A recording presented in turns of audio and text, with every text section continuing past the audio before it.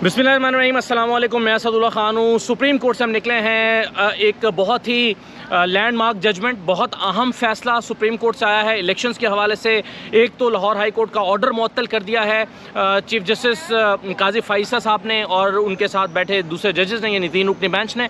और उसके साथ साथ एक इलेक्शन कमीशन को भी ऑर्डर दिया है कि अपना शेड्यूल आज जारी करें। आज की समाअत की जो 3-4 इंपॉर्टेंट चीज़ें थी वो ज़रा मैं आपके साथ शेयर कर लेता हूं कि आज कमरा अदालत में हुआ क्या है। 3 रुकनी बेंच था चीफ जस्टिस काजी फ़ाइज़ा साहब की सबराही में, साथ में सरदार तारिक मसूद साहब थे, जस्टिस मंसूर अली शाह साहब थे।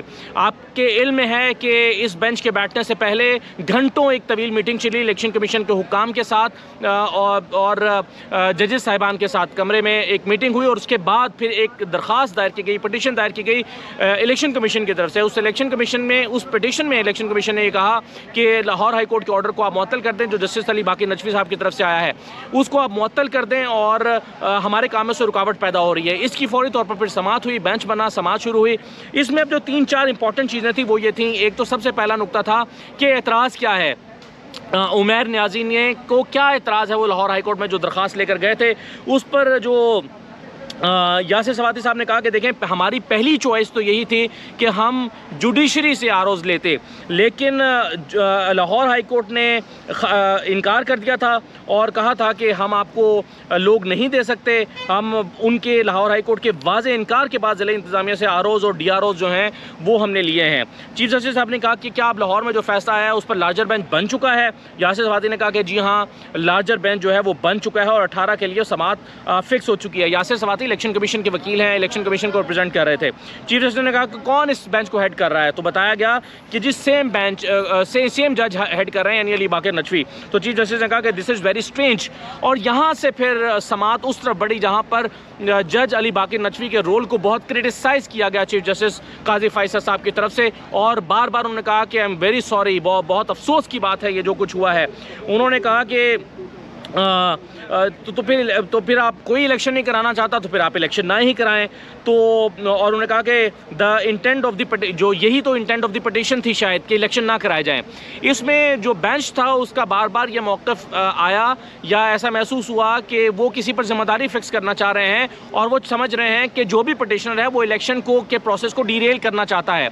और उमैर न्याजी जो PTI की तरफ से पिटीशनर बन के गए थे वो दरअसल सुप्रीम कोर्ट के ऑर्डर के ख़िलाफ़ गए थे और सुप्रीम कोर्ट का ऑर्डर ये था कि 8 तारीख को इलेक्शन होने चाहिए। तो ये जो पिटीशन लाहौर हाई कोर्ट में उमैर न्याजी ने दायर की थी, दरअसल उमैर न्याजी इस सुप्रीम कोर्ट के ऑर्डर के ख़िलाफ़ गए हैं। ये बात बुनियादी तौर पर इसके गिर्द सारी समाअत घूमती रही। और उस पर फिर चीफ जस्टिस साहब ने कहा कि अच्छा नाम पढ़ के सुनाएं, वो जो आपने आरोज़ लिए हैं। तो 2-4 अभी नाम पढ़े थे तो कहा गया कि अच्छा ये तो डिप्टी कमिश्नर्स हैं, चीफ जस्टिस ने कहा। तो उस पर यासिर सवाती साहब ने कहा कि देखिए, हमने कोई पिक एंड चूज़ नहीं किया, हमने चूज़ करके लोग नहीं निकाले, कोई लिस्ट नहीं बनाई, बल्कि तमाम मुतल्लिका अज़ला के जो DCs हैं उनको आरोज़ और DROs दिया गया है, DCs जो हैं उनको DROs दिया गया है। तो इस तरह से ये बनाया गया है। तो उस पर चीफ जस्टिस साहब ने फिर पूछा कि who is mister Umair Niazi, Umair Niazi कौन है। तो कहा गया कि जी ये PTI के ओहदेदार हैं। तो फिर उस पर चीफ जस्टिस ने एक जुमला कहा, उन्होंने कहा कि is this Niazi related to that Niazi, यानी इस न्याजी का उस न्याजी के साथ कोई रिलेशनशिप है, कोई ताल्लुक़ है, ये सवाल उन्होंने किया। फिर कहा गया कि क्या हमें उमैर न्याजी को तौहीन अदालत का नोटिस नहीं जारी करना चाहिए। चीफ जस्टिस ने यह बात कई मरतबा की, बल्कि अपने ऑर्डर में भी लिखवाई है कि उमैर न्याजी को तौहीन अदालत का नोटिस जारी करना चाहिए। तो उस पर उन्होंने कहा कि सुप्रीम कोर्ट का वाज़ेह फैसला है, कैसे कोई इसके खिलाफ जा सकता है। 8 फरवरी के इंतखाबात सुप्रीम कोर्ट का वाज़ेह फैसला है, इसके खिलाफ कैसे जाया जा सकता है।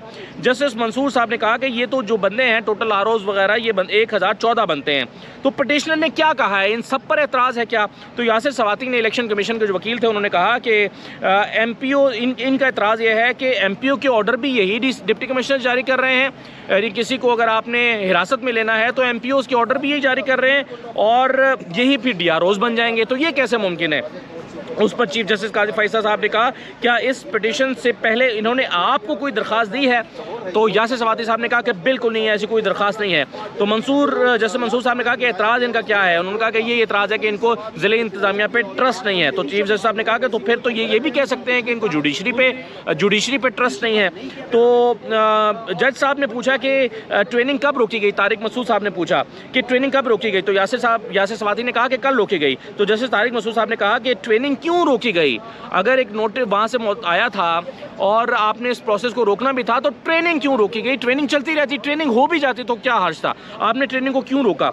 चीफ जस्टिस साहब ने कहा कि यहाँ कोई पीटीआई से है, हम समझना चाहते हैं कि मसला क्या है। तो पीटीआई से कोई मौजूद नहीं था और कोई उठकर सामने नहीं आया। चीफ जस्टिस साहब ने कहा कि फिर तो जज साहब ही इलेक्शन करा लें, यानी चीफ जस्टिस ने बेसिकली जस्टिस अली बाकर नचवी के हवाले से काफ़ी सख्त रिमार्क्स दिए। उन्होंने कहा कि फिर वही जज साहब इलेक्शन करा लें। उन्होंने कहा कि हम तो बड़ा हैरान हैं, आई एम सॉरी, अफसोस हुआ कि जुडिशरी से ऐसे ऑर्डर पास हुआ है। फिर चीफ जस्टिस साहब ने अटॉर्नी जनरल को बुलाया, उनसे कहा कि क्या अटॉर्नी जनरल साहब आपने हाई कोर्ट में जाकर अपना मौक़िफ़ पेश नहीं किया। तो अटॉर्नी जनरल ने कहा कि जनाब मुझे तो पता ही नहीं था, मेरे इल्म में तो तब आया जब order day before yesterday order pass हुआ तो मेरे इल्म में ये आया। तो उस पर चीफ जस्टिस साहब ने कहा ये तो बड़ी हैरानकुन बात है कि आपको बुलाया ही नहीं गया और आपको सुना ही नहीं गया। चीफ जस्टिस साहब ने कहा कि अगर कल बलोचिस्तान से पटिशन आ गई, कोई सिंध से पटिशन आ गई, तो फिर सब जगह पर इलेक्शन रुक जाएंगे। जैसे मंसूर साहब ने कहा कि आपको ट्रेनिंग के लिए कितने दिन चाहिए होते हैं, तो उन्होंने कहा कि जी हमें 7 दिन चाहिए होते हैं और अब हम 3-4 दिन पीछे चले गए हैं ये इस प्रोसेस का रुकने की वजह से। तो चीफ जस्टिस साहब ने कहा कि क्या ये जज का मिसकंडक्ट नहीं बनता, वो सुप्रीम कोर्ट के ऑर्डर के खिलाफ गए। यहाँ पर फिर चीफ जस्टिस ने जस्टिस अली बाकर नचवी के हवाले से मिसकॉन्डक्ट की बात की कि जज ने तो मिसकॉन्डक्ट किया है। अच्छा, फिर चीफ जस्टिस साहब ने यह भी कहा कि अटॉर्नी जनरल साहब क्या ये जज की तरफ से कोड ऑफ कॉन्डक्ट की खिलाफवर्जी नहीं है। उन्होंने कहा कि पंजाब की टेरिटरी से बियॉन्ड एक ऑर्डर पास हुआ है, यानी जस्टिस अली बाकर नचवी ने एक ऐसा ऑर्डर पास किया है जो पंजाब की टेरिटरी से बाहर भी उन्होंने ऑर्डर पास कर दिया है, क्योंकि इलेक्शन तो पूरे मुल्क में होने हैं। तो चीफ जस्टिस साहब ने कहा कि हम पटिशनर को ऑर्डर जारी कर देते हैं, वो वकील है या खुद को वकील कहता है, नहीं, उन्होंने कहा कि वो वकील है या चलें वो प्रिटेंड तो करता है कि वो वकील है, उसने कैसे सुप्रीम कोर्ट के ऑर्डर की खुला खिलाफ वर्जी की। उन्होंने कहा कि मैं अपने कोलीग से मशवरा करता हूं कि पिटिशनर की तौहीन अदालत का नोटिस जारी करूं।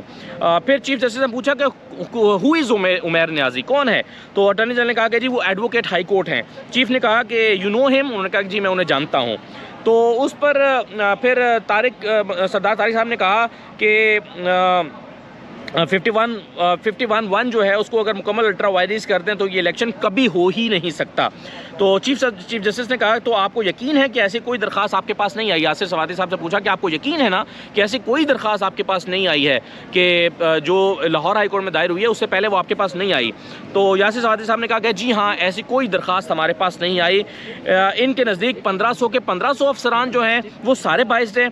किसी इंडिविजुअल की शिकायत अगर ये लेकर आते तो फिर हम उसको देख लेते, मगर ये तो एज अ कॉन्सेप्ट समझते हैं कि बंदे एग्जेक्टिव से नहीं होने चाहिए। ये जस्टिस मंसूर शाह साहब ने भी बार बार सवाल किया कि ये एज अ कॉन्सेप्ट समझते हैं कि जुडिशरी से बंदे लेने चाहिए, एग्जेक्टिव से नहीं लेना चाहिए। तो यासिर सवाती साहब ने कहा कि जी हाँ, ये तो ऐसे ही ये एक एज अ कॉन्सेप्ट इसको ये समझते हैं। तो चीफ जस्टिस साहब ने कहा कि जज ने ऐसा ऑर्डर पास करके कितना नुकसान पहुंचाया, तो बताया गया कि मिलियंस ऑफ रुपीज़ का नुकसान हुआ। यानी अगर इलेक्शन डिले होते हैं, जाहिर है उस पर कुछ पैसे खर्च हो चुके हैं, तो ये मिलियन ऑफ रुपीज़ का नुकसान हुआ है। तो चीफ ने पूछा कि आपका शेड्यूल किधर है। यासिर सवाती ने कहा कि जी हम मंगवा लेते हैं। तो चीफ ने पूछा कि क्या आप आज शेड्यूल जारी कर रहे हैं। तो उस पर सेक्रेटरी जो इलेक्शन कमीशन है उमर हमीद, वो रोस्टम पर आए। उन्होंने कहा कि जी हमारा ख्याल था, आइडिया ये था कि हम ट्रेनिंग मुकम्मल होने के साथ ही जो शेड्यूल है उसको जारी कर देंगे। तो उमर हमीद साहब ने कहा कि हमारा ये ख्याल था। चीफ जस्टिस ने क्यों, उन दोनों में क्या ताल्लुक है, यानी ट्रेनिंग का मुकम्मल होना और शेड्यूल का जारी करना, इन दोनों में क्या ताल्लुक, आप शेड्यूल जारी करें, ट्रेनिंग होती रहेगी। तो उस पर 5 मरतबा चीफ जस्टिस ने दोहरा के पूछा तो आप शेड्यूल कब जारी करेंगे। अब उस पर उमर हमीद इधर उधर की बात इसलिए कर रहे थे क्योंकि उनको पता नहीं था कि उन्होंने शेड्यूल कब जारी करना है। तो चीफ जस्टिस ने बार बार पूछा, नहीं आप शेड्यूल कब जारी कर रहे हैं, आप शेड्यूल कब जारी कर रहे हैं। वो कुछ भी बोलने लगते उमर हमीद, तो चीफ जस्टिस कहते कि आप शेड्यूल कब जारी कर रहे हैं। तो इस पर फिर मंसूर अली शाह साहब ने कहा कि शेड्यूल जारी करें, ट्रेनिंग साथ साथ चलती रहेगी। चीफ जस्टिस साहब ने कहा कि कहाँ लिखा है कि शेड्यूल और ट्रेनिंग साथ साथ नहीं हो सकती, आप शेड्यूल तो जारी करें। तो चीफ जस्टिस काजी फैसल साहब ने कहा कि 8 फरवरी में अब कितने दिन रह गए हैं। तो बताया गया कि 55 दिन रह गए हैं। पूछा गया कि कम से कम कितने दिन चाहिए शेड्यूल के लिए, बताया गया कि 54 दिन चाहिए। तो चीफ जस्टिस ने कहा कि इसका मतलब है कि आपको आज ही शेड्यूल जारी करना है। तो उमर हमीद साहब ने कहा कि आइडिया ये था कि हम 16 तक ट्रेनिंग मुकम्मल करके 16 को शेड्यूल जारी कर देंगे। तो तारिक मसूद साहब इस पर गुस्से में आ गए, बहुत सख्त लहजे में सख्त रिमार्क्स दिए। उन्होंने कहा कि लगता है आप भी इलेक्शन नहीं करना चाहते, आपने ट्रेनिंग रोकी ही क्यों, आपने नोटिफिकेशन क्यों जारी किया, आपको कोर्ट ने कहा था आज हम ये ऑर्डर मुअत्तल कर देते हैं तो आपका ऑर्डर तो रहेगा, आपने क्यों इशू किया। यानी उन्होंने कहा कि लाहौर हाई कोर्ट ने तो एक ऑर्डर इशू किया था, आपने ऑर्डर इशू क्यों किया। तो ये कहती है सारे रिमार्क्स देते हुए तारिक मसूद साहब के जो थे लहजा था वो काफ़ी सख्त था और गुस्से में थे। उमर हमीद साहब ने कहा कि जी लाहौर हाई कोर्ट के ऑर्डर के बाद कन्फ्यूजन पैदा हो गई थी, तो उन्होंने कहा कि जी हम अदालत के अहकामात के पाबंद होते हैं, उसी के मुताबिक काम करते हैं, अदालत ने कहा तो फिर हमें ये मुअत्तल करना पड़ा। उस पर फिर यहाँ पर ये कंक्लूड होती है और ऑर्डर लिखवाना शुरू किया।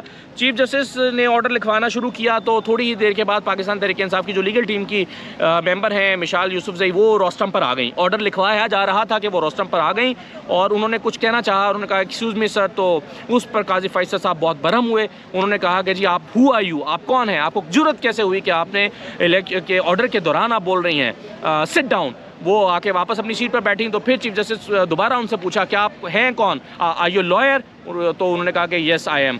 तो पूछा गया कि कहाँ से आपने तालीम हासिल की है, तो मिशाल ने कहा खड़े होकर, वो अपनी सीट पर खड़ी हो गई, उन्होंने कहा कि जी मैं पेशावर से हूँ, पेशावर से तालीम हासिल की है और एडवोकेट हाई कोर्ट हूँ। तो चीफ जस्टिस ने कहा कि गो एंड सिट बैक, पीछे जाके बैठो। वो थोड़ा पीछे चली गई और फिर वापस जो है फिर थोड़ी देर के बाद उठकर बाहर आ गई। बाहर आई तो मैंने उनसे कुछ बातचीत की है, मैं इसके बाद एक अलग वीडियो में उसको अपलोड भी कर दूंगा। तो मैंने मिशाल से यही पूछा कि आप क्या कहना चाहती थी, बेसिकली आप जो रोस्टम पर आ गई। तो मिशाल का ख्याल यह है कि यासिर सवाती झूठ बोल रहे थे। हमने ये दरख्वास्त इलेक्शन कमीशन को भी दे रखी है कि जो आरओज़ हैं वो जुडिशरी से लिए जाएँ, और उन्होंने कहा कि मैं इसलिए रोस्टम पर आई थी क्योंकि मैं ये कहना चाहती थी कि उमैर न्याजी को सुने बगैर आप फैसला नहीं दें, हमें सुने बगैर फैसला दें। अगर आप 10 मिनट का वक्फा दें तो उमैर न्याजी लाहौर में सुप्रीम कोर्ट रजिस्ट्री में पहुंच जाएंगे। कुछ और बातें भी उन्होंने की हैं, वो मैं फिर अलग से वीडियो उनकी अपलोड कर दूंगा, तो आप देख लीजिएगा। और फिर ऑर्डर लिखवाया गया, तो ऑर्डर में लाहौर हाई कोर्ट का जो ऑर्डर है उसको सस्पेंड कर दिया गया। और चीफ जस्टिस ने यह भी कहा कि हम आमतौर पर फ्रीकैन को सुने बगैर नोटिस जारी किए बगैर फैसला नहीं देते, लेकिन ये एक स्पेशल केस है और यहाँ पर जो इम्प्यून्ड ऑर्डर है वो सुप्रीम कोर्ट के ऑर्डर से टकरा रहा है, इसलिए हम इस ऑर्डर को मुअत्तल कर रहे हैं। और उन्होंने कहा कि हमारे इल्म में आया है कि ये इलेक्शन कमीशन ने आज शेड्यूल जारी करना था, जो इस ऑर्डर की वजह से नहीं हो सका, तो चूँकि अब हमने इस ऑर्डर को मुअत्तल कर दिया है इसलिए आप इस शेड्यूल को जारी कर दें। और फिर आखिर में चीफ जस्टिस ने कहा कि जी अब मैं इजाज़त हो तो क्या छुट्टियों पर जा सकता हूं। कल चीफ जस्टिस काजी फैसल साहब छुट्टियों पर जा रहे हैं और कल से सरदार तारिक मसूद साहब जो हैं वो होंगे सुप्रीम कोर्ट के चीफ, जो कि आज बेंच में भी बैठे हुए थे। अब इलेक्शन कमीशन पाबंद हो गया है कि वो या आज शेड्यूल जारी करे, और आज नहीं करता तो खुद चूँकि वो मंडे का कह रहे हैं तो मंडे को तो हर हाल में उनको शेड्यूल जारी करना है। साथ ही साथ उन्होंने ये मामला जो है वो लाहौर हाई कोर्ट को कह दिया है कि अगर ज़रूरी है तो इसको सुप्रीम कोर्ट के पास भेजा जाए, सुप्रीम कोर्ट जो भी इसमें ज़रूरी इक़दाम होंगे वो करेगी और ज़रूरी अहकाम देगी। तो ये मामला चूँकि सुप्रीम कोर्ट में चल रहा है इसलिए इसको सुप्रीम कोर्ट में ही भेजा जाए, लाहौर हाई कोर्ट में इस मामले को टेकअप ना करे। यानी कि अब ये इस इलेक्शन से मुतालिक कोई भी मामला ना सुप्रीम कोर्ट में लाहौर हाई कोर्ट में टेकअप हो सकता है, ना पेशावर, ना किसी और हाई कोर्ट में। और अली बाकर नचवी साहब के हवाले से, कॉन्टेक्ट के हवाले से भी आज बहुत अहम जो रिमार्क्स हैं वो इस बेंच की तरफ से आए हैं, ख़ास तौर पर चीफ जस्टिस की तरफ से। तो देखिए अब सुप्रीम कोर्ट में पाकिस्तान तहरीक इंसाफ यकीनन ये नहीं चाहती कि इलेक्शन डिले हों, वो 8 तारीख को ही इलेक्शन चाहती है, लेकिन साथ ही साथ वो ये भी नहीं चाहते थे कि वही जो डिप्टी कमिश्नर्स जो एमपीओ के ऑर्डर्स जारी कर रहे हैं वही डिप्टी कमिश्नर्स आकर डीआरओज़ बन जाएं, ये भी वो नहीं चाहते थे। लेकिन अब लगता ऐसा है कि पाकिस्तान तहरीक इंसाफ को ये फैसला कबूल करना होगा और वो इसको सुप्रीम कोर्ट में चैलेंज नहीं करेंगे, क्योंकि अगर वो अगेन सुप्रीम कोर्ट में इसको चैलेंज करते हैं तो फिर इलेक्शन की ताख़ीर का खदशा पैदा हो जाएगा। मुझे लगता है कि तहरीक इंसाफ अब डिप्टी कमिश्नर्स के साथ यानी एग्जीक्यूटिव के साथ यानी ज़िले इंतज़ामिया के अफसरान के साथ ही इलेक्शन में उतरेगी और उनको इसको बादल नखास्ता कबूल करना पड़ेगा। इजाज़त दीजिए, अल्लाह हाफ़िज़।